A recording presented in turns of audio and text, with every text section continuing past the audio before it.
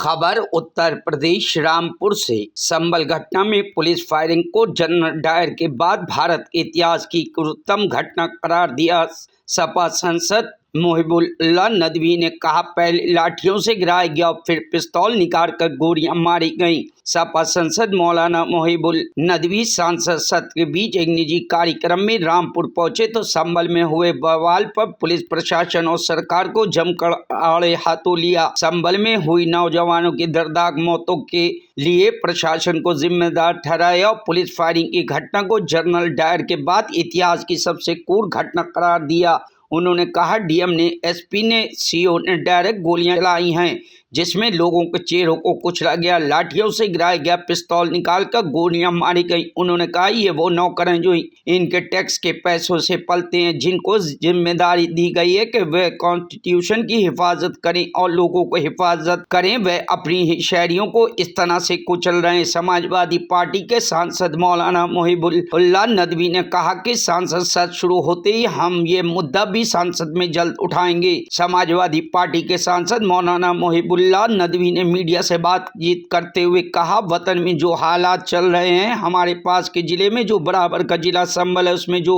वाकयात पेश आए, जो मुल्क की तारीख का सबसे बदतरीन हादसा, जिसमें 5 और 6 नौजवानों की जान गई है, सिर्फ और सिर्फ घटिया 30 से दर्ज की सियासत हमारे मुल्क में कुछ लोगों के माइंडसेट है, जिन्होंने शुरू के ही इसमें मुल्क की तारीख को, मुल्क की संस्कृति को, तहजीब को, उनकी शफाकत को शदीद नुकसान पहुंचा रहे हैं, जिससे न सिर्फ हम अपने नौजवानों का मुस्तकबिल, उनकी सोच को नुकसान पहुंचा रहे हैं, उनकी सोच को काला धब्बा लगा रहे हैं, बल्कि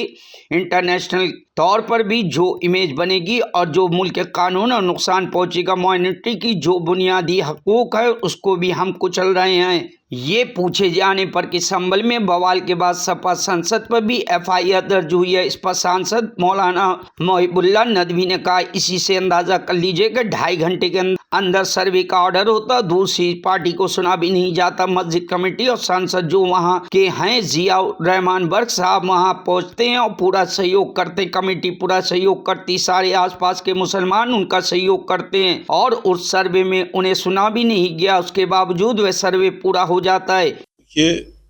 पार्लियामेंट का सेशन चल रहा है और इसी दरमियान हमें अपने अजीज की यहाँ शादी में आना हुआ था, तो चाहा कि अपने वतन में भी जो हालात चल रहे हैं, आसपास में ज़िले में जो हमारे बराबर का ज़िला संभल है, उसमें जो वाक़यात पेश आए हैं, जो मुल्क की तारीख़ का, मसाजिद की तारीख़ का सबसे बदतरीन हादसा है कि जिसमें 5-6 नौजवानों की जानें ज़ाया हुई और सिर्फ एक निहायती घटिया और तीसरे दर्जे की सियासत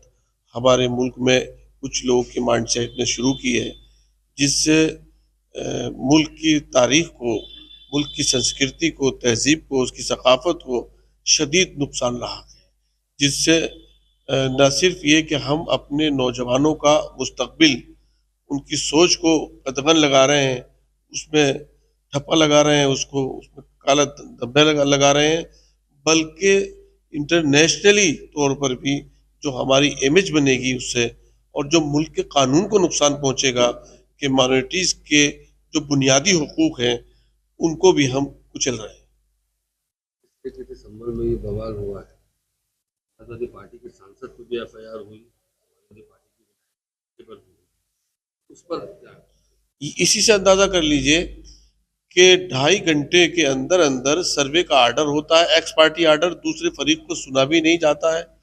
और उसके बावजूद उस 2.5 घंटे के आर्डर को उनको सुना नहीं गया। मस्जिद कमेटी और सांसद जो वर्तमान में वहाँ के हैं, माननीय जिया रहमान बर्क साहब, वो वहाँ पहुँचते हैं और पूरा सहयोग करते हैं, कमेटी पूरा सहयोग करती है, सारे आसपास के मुसलमान सहयोग करते हैं, उसमें ताउन करते हैं, उस सर्वे में, जो सर्वे में जिनको सुना भी नहीं गया,